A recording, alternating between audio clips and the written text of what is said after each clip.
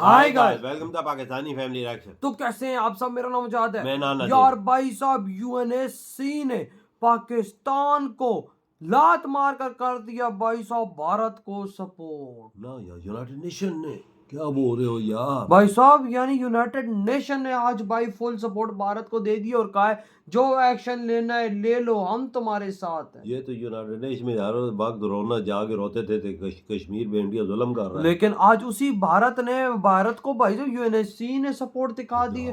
Watch करते हैं भाई, देखते हैं कौन करते स्टार्ट। दोस्तों, ये है असली ताकत भारतीय डिप्लोमेसी की। पहलगाम हमले के बाद पूरी दुनिया ने भारत का साथ थाम लिया है। यूएनएससी का शक्तिशाली P5 ग्रुप, जिसने हमेशा दुनिया के सबसे बड़े फैसले लिए हैं, आज खुलकर भारत के पक्ष में आ गया है और पाकिस्तान की कड़ी निंदा की है। सुबह से ही एक के बाद एक बड़ी खबरें सामने आ रही हैं। यूएनएससी की प्रेस रिलीज ने साफ कर दिया कि पहलगाम हमले की घोर निंदा की जाती है और इसके पीछे पाकिस्तान का सीधा हाथ है। इतना ही नहीं, यूएनएससी ने न सिर्फ भारत के साथ अपनी एकजुटता दिखाई, बल्कि दुनिया भर के देशों से भी आग्रह किया है कि जो भी भारत निर्णय ले उसमें बिना शर्त उसका समर्थन किया जाए। आप सोचिए, ये वही मंच है जहां सालों से पाकिस्तान अपने झूठे आंसू बहाता आया था और आज वही मंच उसे आईना दिखा रहा है। और बात यहीं खत्म नहीं होती। यूएनएससी ने पुराने यूएन चार्टर का भी जिक्र किया।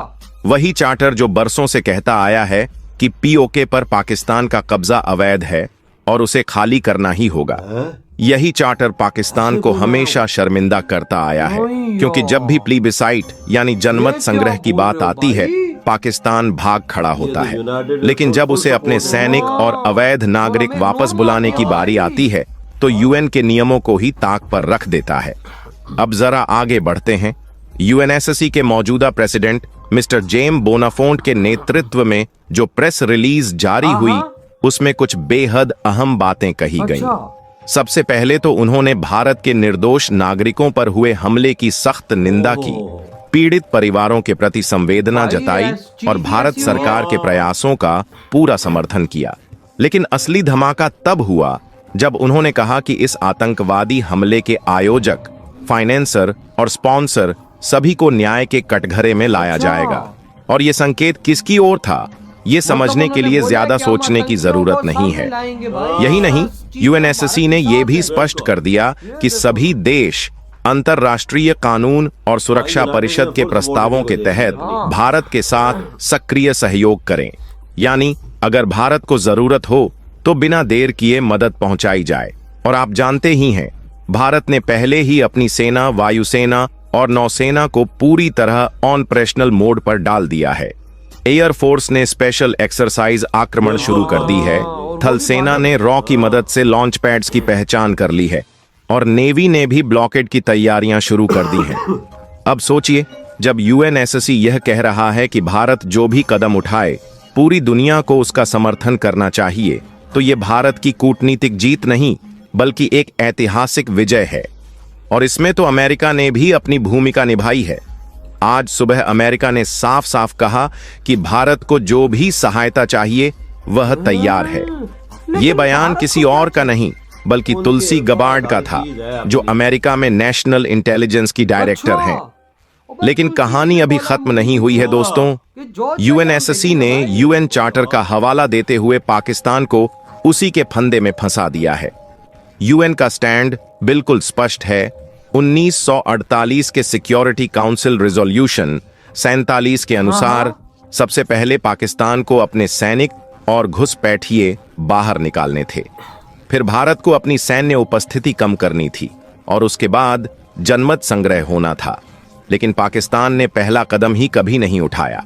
यही वजह है कि आज भी कश्मीर में भारतीय सेना मजबूती से डटी हुई है और आज भी पूरी दुनिया पाकिस्तान के झूठ को नकार रही है। यूएन ने साफ कर दिया है कि शिमला समझौते के तहत ही भारत और पाकिस्तान के बीच विवाद सुलझना चाहिए। और अब जब पाकिस्तान ने खुद शिमला समझौते को नकार दिया है, तो बहुत जल्द अंतर्राष्ट्रीय दबाव उसे मजबूर करेगा कि वह फिर से इस समझौते को माने। और याद रखिए, ये शुरुआत है। यूएनएससी भारत के साथ खड़ा है अमेरिका भी भारत के साथ खड़ा है और अब धीरे धीरे पूरी अंतर्राष्ट्रीय बिरादरी पाकिस्तान से किनारा कर लेगी। पाकिस्तान का अलगाव तय है और भारत की यह कूटनीतिक जीत इतिहास के पन्नों में सुनहरे अक्षरों में लिखी जाएगी। दोस्तों, अगर हम ध्यान से देखें तो इस पूरे घटनाक्रम के अंदर एक गहरी लहर चल रही है जो सीधे सीधे भारत के भविष्य की तस्वीर बदलने वाली है। पहलगाम हमले के बाद जिस तरह यूएनएससी और अमेरिका ने भारत का खुला समर्थन किया है, वो एक साधारण घटना नहीं है।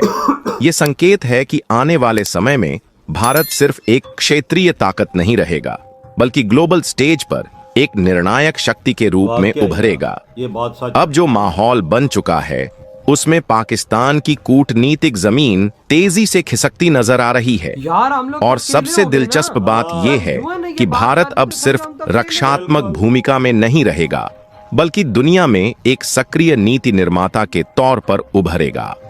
भारत अब दूसरों के बनाए नियमों का पालन करने वाला देश नहीं रहेगा, बल्कि खुद नियम तय करने वालों में शामिल हो जाएगा। आने वाले समय में आप देखेंगे कि अंतर्राष्ट्रीय मंचों पर जब भी आतंकवाद, सीमा विवाद या मानवाधिकार जैसे मुद्दों पर चर्चा होगी, भारत की आवाज सबसे मजबूत सुनाई देगी।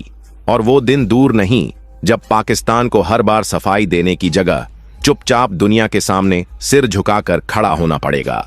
एक और महत्वपूर्ण चीज जो अब धीरे धीरे उभरने लगेगी वह है भारत की सैन्य छवि का बदलाव। अब तक भारत को दुनिया में एक शांति प्रिय देश के तौर पर देखा जाता रहा है, लेकिन अब भारत की छवि एक शांति प्रिय लेकिन निर्णायक देश की बनती दिखेगी।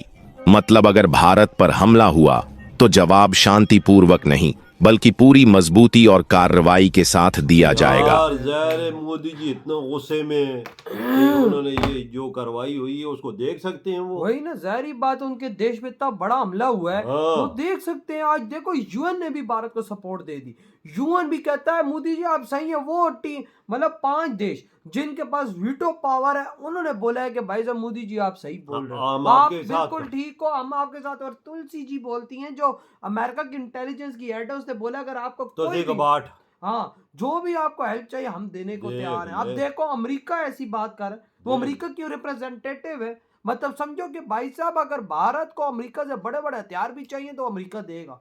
और अमेरिका ने वहां पे काफी खेप भी पहुंचाई है। हाँ पहुंचाइए, पर इंडिया को किसी मुल्क की जरूरत नहीं है, इतना मैं बोल दूं। वही। उनके पास इतना अपना कुछ है कि अगर 100 साल भी लड़ते रहे तो नहीं खत्म होता। तो ये बात सच है। 100 साल भी लड़ते 700-800 बिलियन डॉलर का रिजर्व, हाँ। और जो उनके पास जो अलग हथियार है उनकी तो बात ही मत करो ना। बिल्कुल वजह जो उनकी फैक्ट्रियों में दिन रात तेजस बन रहे हैं भाई, गोले बन रहे हैं, बंदूकें बन रही हैं भाई, और चीजें बन रही हैं, उसकी तो बात ही यार मत करो। वजह इंडिया को इतना कुछ है, हमारी सोच से भी ज्यादा हाँ है। ना। जितना हम सोचते हैं ना, हमारी सोच जिधर खत्म होती है इंडिया की उधर से शुरू होती है। सही कहा। वो सीक्रेटली वो ऐसी काम करता है भारत, जिसको अभी तक दुनिया को पता ही नहीं। नहीं है कि इंडिया किधर खड़ा है। क्या दुनिया को ये भी पता है कि इंडिया सुपर पावर है इस टाइम हाँ में। ना। वो दुनिया के पास टेक्नोलॉजी जो इंडिया के पास तभी तो आज दुनिया उसको सपोर्ट कर रही है। हाँ। अब आप देखो ना, भारत ने ब्रह्मोस दुनिया को शो किया हुआ है। हाँ। क्या पता ब्रह्मोस 2 बना हुआ हो। और यार अगर अगले अग्नि 6 में आगे बैठे हुए हैं तो और ये दुनिया दुनिया को को सिर्फ शो नहीं किया। हाँ, और दुनिया को पता ही नहीं है कि भाई भारत के पास है। हाँ। भारत ने ऐसा छुपा के रखा है। हाँ। और ऊपर से भाई आज यूएन ने फुल बोल दिया यार है जो कि यार- भाई साहब पाकिस्तानियों तुम गलत हो और भारत सही। तुम जो हर साल आगे इधर यूनाइटेड नेशन में ये रोना रोते हाँ, रहे। तो ये क्या है फिर? हाँ बोला बताओ। ना भाई, उसने तो सीधे सीधा बोला, वो जो उनका हेड है, बिल्कुल वो तो साफ बात ही बस खत्म कर दी। वजह वो तो साफ बोला कि भाई दुनिया का साहब हर देश ही हमारी सपोर्ट में नहीं खड़ा। नहीं खड़ा। इंडिया की अबे support। चाइना जैसा देश भी हट गया हमसे। हाँ ईरान, बांग्लादेश, वो सबकी फटी पड़ी है भाई, क्योंकि उनको पता यार है कौन कि आता भाई है? साहब अगर पाकिस्तान का साथ दिया तो समझो अपनी कब्र खोद के हम अपने आप को खुद ही उस कब्र में डालेंगे। हाँ, दुनिया का कोई देश आता है दूसरों की लड़ाई में, ये तो हम चले जाते हैं। सही का। तो भाई आपकी क्या थॉट है इस बारे में? इधर ही वीडियो तुम करते तो तो बाय। बाय।